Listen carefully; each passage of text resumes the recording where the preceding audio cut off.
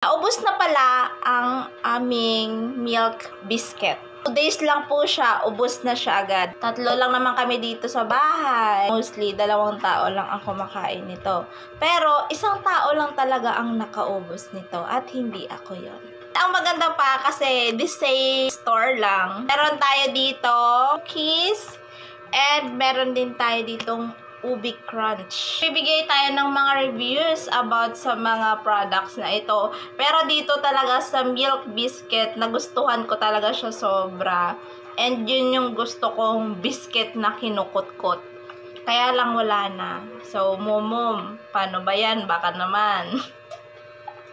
And then, traditional butter cookies nila, maliit lang talaga siya.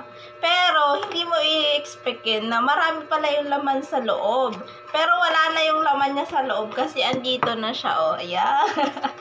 So, ganito kadami yung laman niya. It's 14 pieces. Ito pa ito natitikman kasi gagawa ako ng review.